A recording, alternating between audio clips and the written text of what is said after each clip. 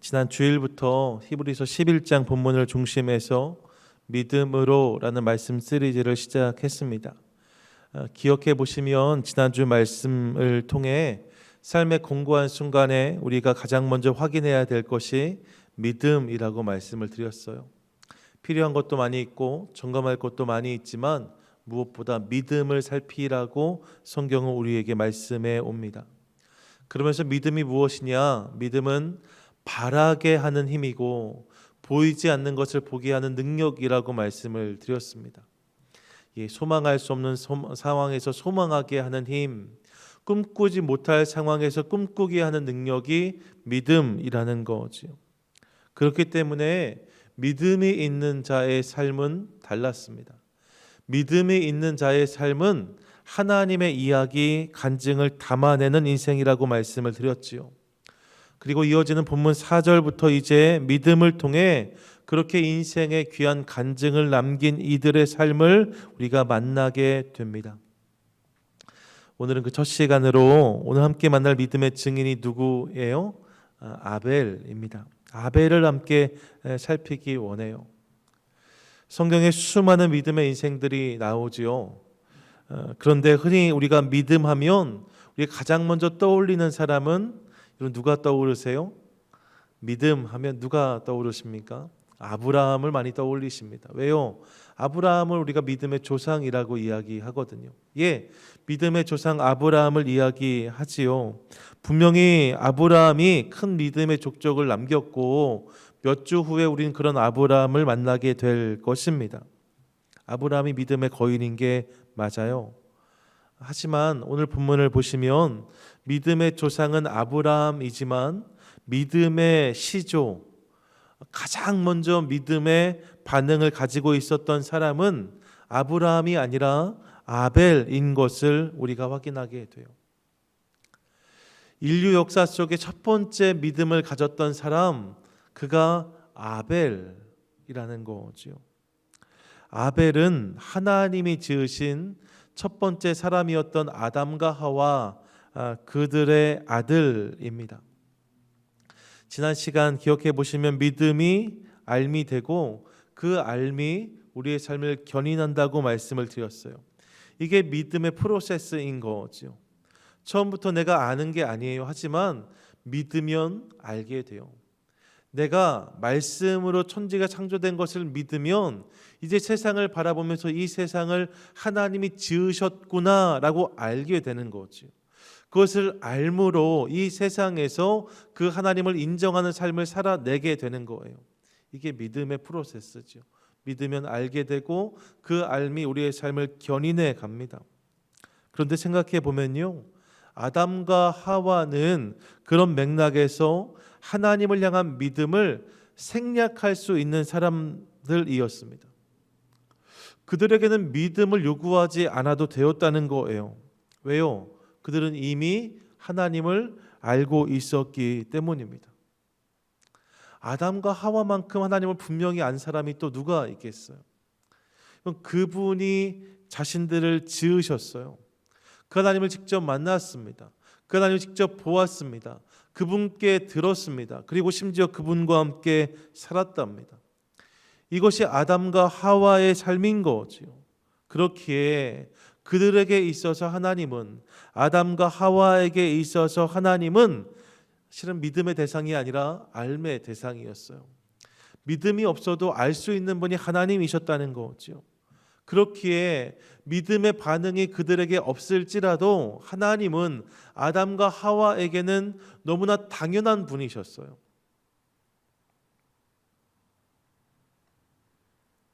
그런데 아담과 하와 이후에 그 다음 세대에게는 이 일이 그렇지 않았습니다.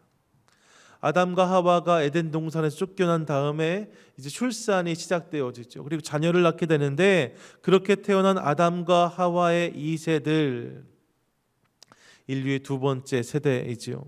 그때부터는 하나님에 대한 경험이 자연스럽게 주어지지 않았습니다. 왜요? 에덴을 잃었거든요. 실낙원했거든요. 그러니까 하나님에 대한 경험이 그들에겐 당연한 것으로 주어지는 것이 아니었다는 거예요. 하나님이 보이지 않아요. 하나님이 들리지 않아요. 아담과 하와가 하나님을 경험했던 것처럼 그렇게 하나님을 경험할 수가 없어요. 그래서 믿음이란 반응을 통해서만 하나님을 경험할 수 있었습니다. 아주 옛날의 이야기지만 오늘 우리와 이런 면에서는 일맥한다라고 할 수 있어요. 오늘 우리가 그런 것처럼 그들도 하나님을 직접 보거나 듣거나 만날 수 있지 않았다는 거예요.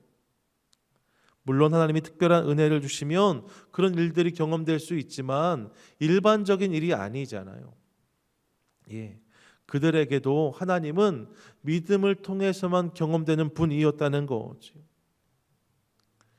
그런데요, 이렇게 생각하면 저는 오늘 본문이 참으로 신기합니다.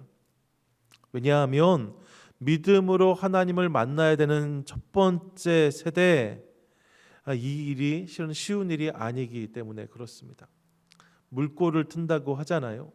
처음 물꼬를 트는 일이 어려운 거예요. 물꼬가 터지면 그 물은 흐르지요. 그 물이 그냥 흘러가는 거예요. 그런데 처음 그 물길을 여는 것은 어려운 일인 거죠. 그래서 특별한 일이 있어야 이런 일들이 생겨나요. 1970년대 인천에 광신제면이라는 곳이 있었다고 하지요. 여기가 냉면을 뽑는 곳인데 냉면을 뽑다가 이 냉면 면을 뽑아내는 사출기 그 헤드를 잘못 꽂아서 면이 좀 굵은 게 나와서 그걸 버리자니 아깝고 해서 옆에 있는 분식점 사장님께 갖다 주었는데 그 분식점 사장님이 그 면을 갖다가 이렇게 비벼서 먹은 게 쫄면의 시작이었다는 이야기 들어보셨어요? 그게 쫄면의 시작이라고 하잖아요. 무언가 시작되는 일은 쉬운 일이 아닌 거죠. 이렇게 우연이 아니면 실은 그 일이 이렇게 쉽게 일어나지 않습니다. 아벨에게도 믿음이 그런 것이 아니었을까 생각해 봅니다. 여러분, 냉면이 있다가 쫄면이 생긴 건 그나마 나은데요, 아벨에게는 냉면집도 없었어요. 앞에 믿음의 사람이 하나도 없는 거예요. 믿음의 본을 보일 수 있는 사람이 하나도 없었습니다. 하나님을 믿는다는 것이 어떤 것인지, 그분을 믿으며 어떻게 살아야 되는 것인지, 그 믿음으로 예배를 드린다면 그 예배는 어떤 것인지 알려주는 사람이 하나도 없었어요. 아니요, 정확히 말씀드리면 알려주는 사람이 하나도 없는 것이 아니라 알려줄 수 있는 사람이 하나도 없었습니다. 왜요? 믿음의 사람이 하나도 없었거든요.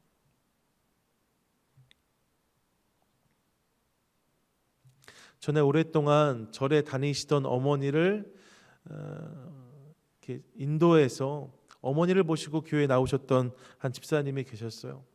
머리가 희끗희끗한 할머니셨는데 그분이 절에 평생을 다니시다가 교회 정말 난생 처음 오신 거죠. 예배를 잘 들으시고 잘 들으셨나 반응이 저도 좀 궁금하지요. 근데 그분이 이렇게 나가시다가 교회 문 앞에서 이제 목사님하고 인사를 나누는데 목사님이 아이고 어렵게 오셨다는 이야기 들었는데 예배가 힘들지 않으셨어요? 이렇게 여쭈었더니 그분이 뭐라고 말씀하셨다고요? 합장을 하시면서 목사님 감사합니다, 성불하십시오, 이렇게 인사했다고요. 이 이야기가 거짓말 같지만 정말 제가 본 일입니다. 전혀 베이스가 없는 상태에서 신앙생활을 하는 것, 믿음의 여정을 시작하는 것은 절대로 쉬운 일이 아니에요. 우리에겐 믿음의 본이 있기 때문에, 믿음의 선배들이 있기 때문에 모든 것이 다 당연하고 자연스러울 수 있지만 사실 이 모든 것이 처음부터 그랬던 것은 아니라는 거죠. 믿음이라는 반응은 절대로 자연스러운 것이 아닙니다. 저절로 생기거나 또 당연히 그럴 수 있는 것이 아니라는 거예요. 믿음도 예배도 처음에는 다 낯설고 어려운 결정이었다는 거죠. 근데 그런 상황에서 믿음을 가졌던 한 사람, 그 믿음으로 예배까지 드렸던 한 사람, 그가 아벨이라는 거예요. 정말로 놀라운 이야기입니다.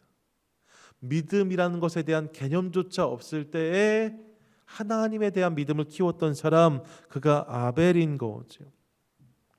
그런 그를 보면서 우리는 먼저 주변에 그에게 믿음이 주변에 믿는 사람이 하나도 없었음에도 불구하고 어떻게 생겼을까, 이런 질문을 해보게 됩니다. 주변에 믿음이 하나도 없어요. 이전에 믿음이 하나도 없어요. 근데 어떻게 아벨에게 믿음이 주어졌을까? 이 질문에 대한 답을 로마서 10장 17절에서 찾았어요. 우리 같이 한번 읽겠습니다. 시작. 그러므로 믿음은 들음에서 나며 들음은 그리스도의 말씀으로 말미암느니라. 아멘.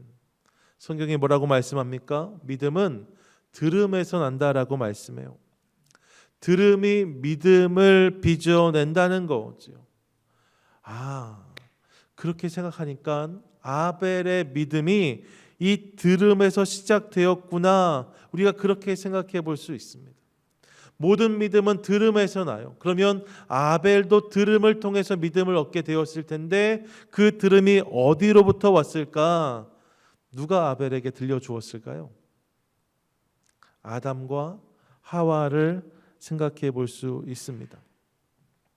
상상해 보십시오. 아담과 하와가 들려주는 하나님에 대한 이야기. 물론 그들의 이야기는 성공담이 아니었습니다. 실수하고 실패한 이야기입니다. 낙원을 얻은 이야기가 아니라 낙원을 잃어버린 이야기입니다. 창피하고 감추고 싶은 이야기였을 수 있습니다. 하지만 그럼에도 아담과 하와에게 하나님은 너무나 분명한 분이셨어요. 그들이 자신들의 삶을 이야기하려면 빼놓을 수 없는 이야기가 하나님에 대한 이야기인 거죠. 누가 우리를 지으셨는지, 그분이 무슨 뜻을 우리에게 주셨는지, 어떤 일을 지금 행하고 계신지, 어떤 일들이 지금까지 있었는지, 아담과 하와의 인생 이야기 속에서 하나님은 빠질 수 없는 이야기였던 거죠. 그렇게 아담과 하와가 옛날을 이야기할 때에 그들의 이야기 속에는 하나님이 늘 담겨져 있었을 것입니다. 그리고 그 이야기를 들으면서 아벨에게 믿음이 싹트기 시작한 거죠. 하나님이란 분에 대한 믿음이 아벨의 마음에 생겨나기 시작했다는 거예요. 그리고 그 결과가 오늘 본문이죠. 오늘 본문이 어떻게 시작됩니까? 믿음으로 아벨은 이라고 말씀해요. 들음을 통해 아벨에게 믿음이 생기게 되었고 이제 그 믿음으로 아벨이 살았다는 것이지요. 여러분, 믿음은 들음에서 납니다. 거꾸로 말씀드리면 들어야 믿음의 싹이 나옵니다. 듣지 않으면 믿음을 볼 수 없어요. 듣지 않으면 믿음을 기대할 수가 없어요.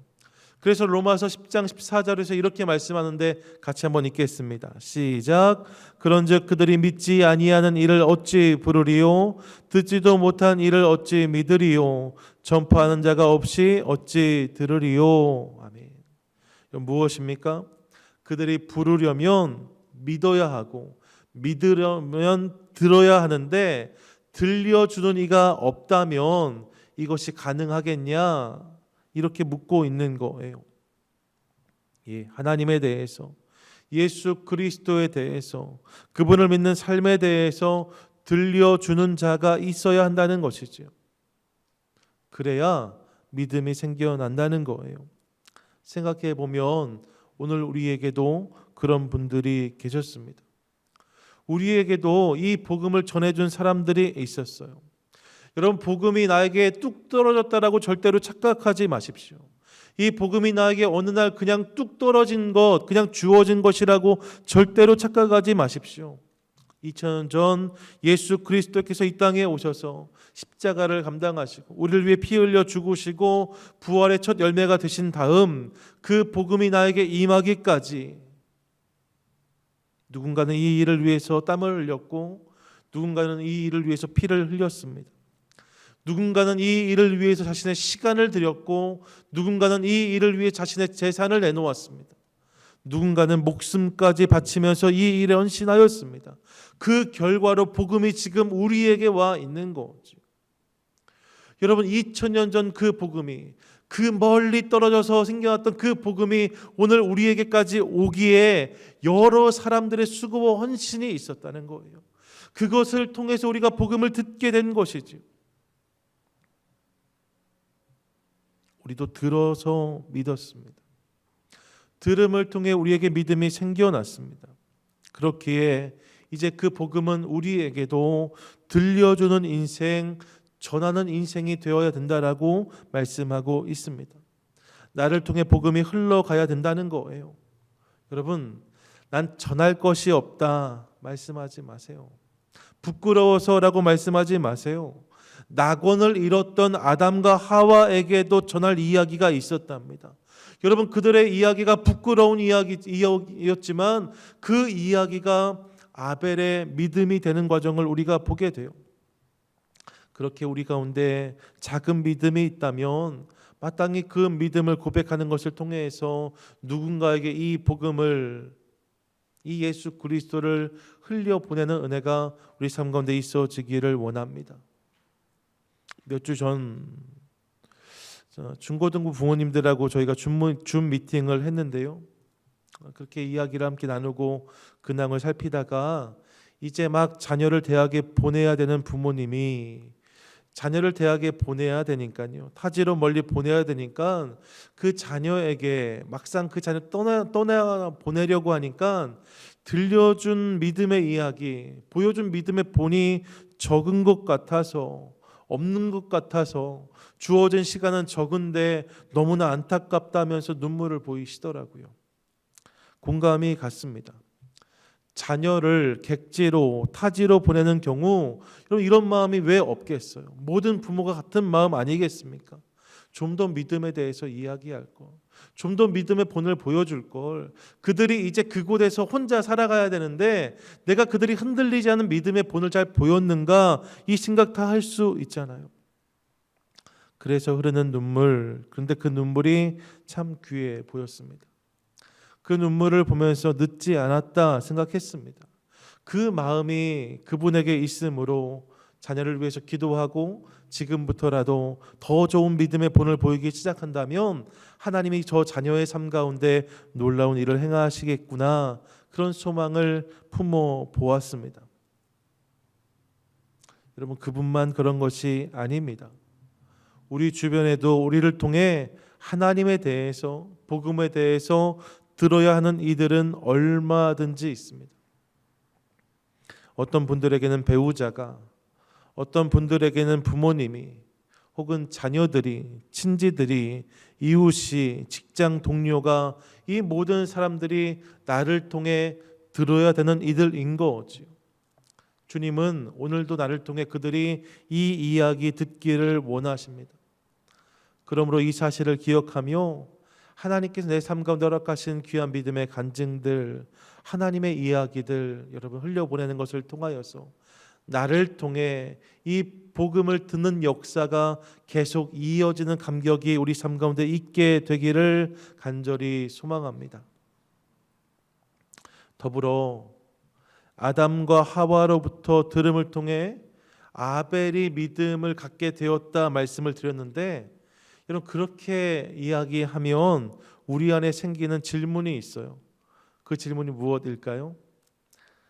그렇다면 가인은? 이란 질문입니다. 여러분, 아벨만 있었던 게 아니잖아요. 가인도 그 자리에 있었잖아요. 근데 가인은 그러지 못했거든요. 아담과 하와의 자녀는 아벨만이 아니었어요. 가인도 자녀였어요. 당연히 가인도 들었을 것입니다. 가인의 이름의 뜻은 소유예요. 얻다예요. 주셨다는 거죠. 가인은 그렇게 받은 아들입니다. 근데 아벨은요, 이 신락원이, 에덴이 빨리 회복되지 않으면서 아담과 하와가 허무했거든요. 그래서 아벨의 이름은 허무예요. 누구에게 더 애착이 갔을까요? 당연히 전 가인에게 더 부모의 눈이 가지 않았을까 싶습니다. 당연히 가인에게도 이야기했겠죠. 예, 아벨이 들었다면 가인이 못 들었을 리가 없습니다. 그런데 문제는 가인은 믿음의 사람으로 소개되지 않습니다. 믿음의 사람으로 언급되지 않을 뿐만 아니라 창세기의 기록을 보면 가인은 믿음과 전혀 상관이 없는, 하나님이 원하시는 삶과는 정반대 자리에 서 있는 모습으로 우리 앞에 등장하는 것을 확인합니다. 그런 가인의 모습을 보면서 우리는 들음이 중요하지만 그렇다고 모든 들음이 다 믿음이 되는 것은 아니라는 사실도 깨닫습니다. 예, 내가 듣는다고 그것이 다 믿음이 되는 것은 아니라는 거예요. 귓등으로 건성으로 듣는 들음, 나와 상관없는 이야기로 듣는 들음, 메시지를 듣는 게 아니라 엉뚱한 것을 생각하고 있는 들음, 귀로만 듣고 마음으로 듣지 않는 들음, 여러분 이런 들음은 믿음이 되지 못한답니다. 그러니까 잘 듣는 게 중요해요. 잘 듣는 게 중요합니다. 잘 들어야 변합니다. 잘 들을 때 믿음이 생깁니다. 잘 듣는 것이 능력입니다. 이 사실을 함께 기억하기 원합니다. 1855년에 보스턴에 있는 마운트 버논 철치라는 곳에서 에드워드 킴볼이라는 교사가 있었는데요. 주일학교 선생님이에요. 이 에드워드 킴볼에게 주일학교 아이들이 맡겨졌는데 그 아이들 중에 하나가 자꾸 교회를 빠지는 거예요. 가만히 보니까 이 아이가 글을 몰라요. 글을 모르는 게 창피해서 교회를 자꾸 빠지는 거죠. 그래서 알아보니까 그 아이가 구두방에서 일한다는 이야기를 들었어요. 그래서 이 에드워드 킴볼이 그 구두방에 자주 찾아갑니다. 그리고 그 아이를 만나서 격려하면서 글도 가르쳐주고 하나님의 이야기를 들려줍니다. 하나님이 너를 사랑하신다고, 하나님이 너를 통해 일하기 원하신다고 하나님의 이야기를 들려줘요. 근데 여러분 이 들음이 그 소녀의 마음 문을 열기 시작합니다. 그리고 그 구두방에서 그가 구원의 감격을 맛봐요. 이 아이가 이후에 100만 명 이상을 전도한 19세기 최고의 전도자 누구예요? D.L. 무디입니다. 이 D.L. 무디가 훗날에 영국으로 전도 여행을 가서 F.B. 마이어라는 목사님이 목회하는 교회에서 집회를 했는데 이 무디가 설교할 때에 다른 사람들보다 이 마이어 목사님이 은혜를 많이 받아요. 그래서 집회 이후에 나도 무디 목사님처럼 전도자의 삶을 살겠다 합니다. 그 자리에 수많은 회중들이 있었는데 그 중에 그 목사님이 가장 은혜를 받았고 그 말씀을 통해서 그 마이어 목사님이 전도자의 삶을 결단하게 됩니다. 그 마이어 목사님 몇 년 뒤에 무디의 초청으로 미국 무디 신학교에 와서 강의를 하게 됩니다. 뜨거운 열정으로 강의했겠죠. 내가 복음을 만나고 이런 집회를 통해서 은혜를 받고 이런 삶을 살게 되었노라 이야기를 했는데 그 이야기를 들으면서 그 강의의 자리에 많은 학생들이 있었지만 특별히 큰 은혜를 받았던 한 사람, 그가 한국에 와서 100만인 구령운동에 불을 지핀 윌버 체프만 목사입니다. 윌버 체프만이란 분이 각지를 돌아다니면서 복음을 전하기 시작하는데 그때 이 체프만 목사님의 말씀에 은혜를 받아서 나도 저분의 사역을 도와야겠다라고 나선 이가 있었어요. 메이저리그에서 야구선수 출신이었던 그가 열심히 그의 사역을 도왔고 이후에 그도 부흥사가 되는데 그가 그 유명한 빌리 썬데이입니다. 그리고 이 빌리 썬데이가 1924년도에 집회를 했는데 그 집회에서 은혜를 받은 사람들이 도시 복음화를 꿈꾸면서 기도 모임을 시작해요. 집회에 수많은 사람들이 있었는데 그 사람들 중에 은혜를 받은 그 말씀을 잘 들은 몇 명이 모여서 기도 모임을 시작한 거죠. 그 기도 모임 가운데 아주 어린 소년 하나가 내가 복음에 헌신하겠노라 그렇게 결단합니다. 여러분 그가 누구예요? 그가 바로 빌리 그레암이에요. 무슨 말씀을 드리고 싶은 거냐? 여러분 이들에게 공통점이 있어요. 에드워드 킴볼, D.L. 무디, 마이어 목사님, 빌리 썬데이, 빌리 그레암, 여러분 이들은 다 탁월한 설교자들이었어요. 잘 말하는 사람이었어요. 잘 들려주는 사람이었습니다. 그런데 여러분 보니까 그들에게 그 이전에 공통점이 있어요. 그게 뭐예요? 그들이 잘 듣는 사람들이었다는 거예요.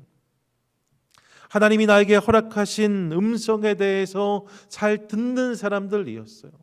잘 들음을 통해서 그들이 그 말씀에 반응했고 그것이 그들의 삶을 변화시키는 역사가 있게 되었다는 거지요. 앞서 다른 이들을 위해 우리는 잘 들려주는 사람이 되어야 한다고 말씀을 드렸습니다. 예, 여러분 전 정말로 저와 여러분의 삶을 통해서 하나님의 이야기가 들려지게 되기를 원합니다.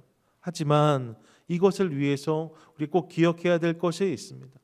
그것은 우리는 계속 들어야 하는 사람들이라는 거예요. 잘 들어야 되는 사람들입니다. 이 세상에 들음이 필요 없는 인생은 하나도 없습니다. 왜요? 하나님이 말씀이시기 때문이에요. 말씀이신 하나님은 끊임없이 오늘도 우리의 삶을 노크하시는 거죠. 그렇기에 그분을 잘 듣고 그 들음에 반응하기 시작할 때에 우리 삶 가운데 하나님의 역사는 임하게 될 줄로 믿습니다. 바라기는 잘 들음을 통해 그 들음이 능력이 되고 힘이 되는 인생을 살아가는 저와 여러분 우리 모두가 될 수 있기를 간절히 원합니다.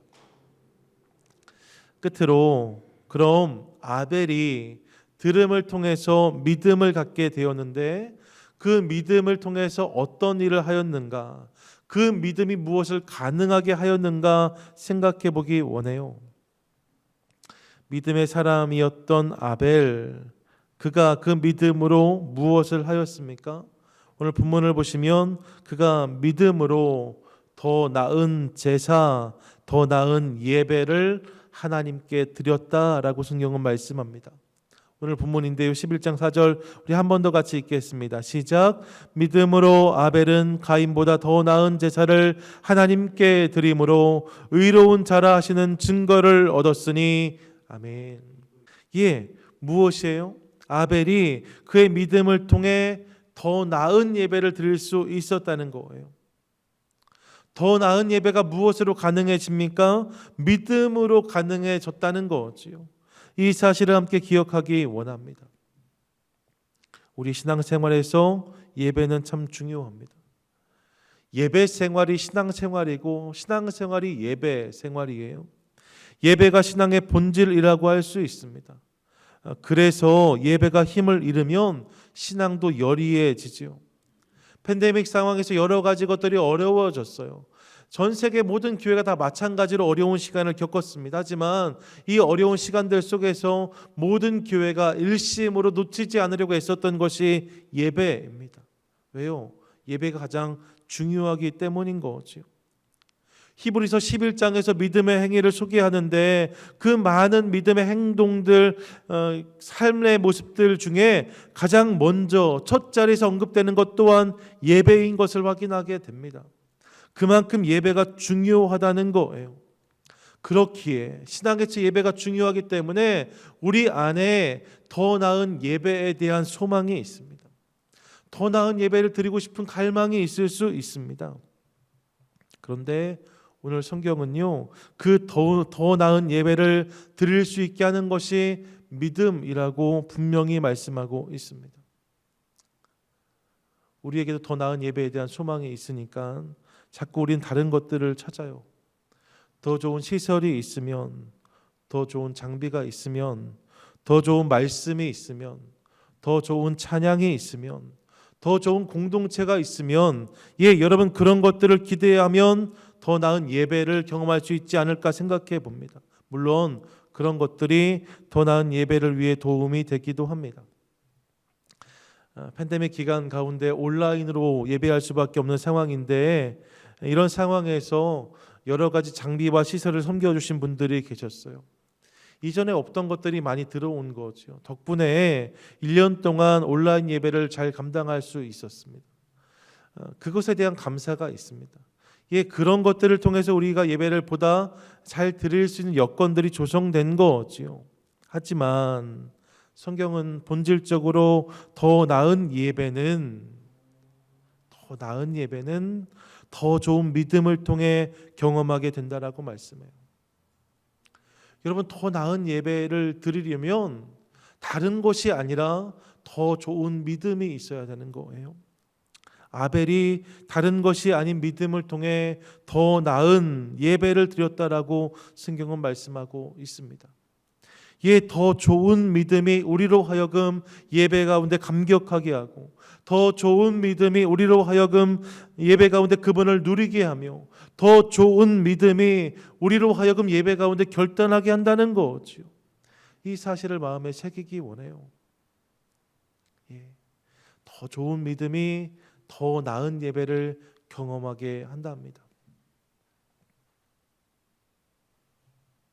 인생 예배, 우리 삶에 정말로 황홀했던 예배의 경험 이야기하라면 아마 다들 어느 한순간을 떠올리실 거예요. 저에게도 그런 순간들이 몇 번이나 있는데 그중에 잊을 수 없는 기억 중 하나는 1999년도에 제가 대학교 1학년 때인데요. 처음으로 중국으로 단기 선교를 갔던 기억이었습니다. 지금부터 22년 전 이야기지요. 당시만 해도 중국이 완전히 열린 것 아니었습니다. 여전히 박해가 있었습니다. 지금도 교회에 대한 간섭이 많이 있는데요. 지금은 정부가 지원하는 삼자교회가 있고 또 다른 교회들도 숨 쉴 수 있는 구멍이 많이 열려 있어요.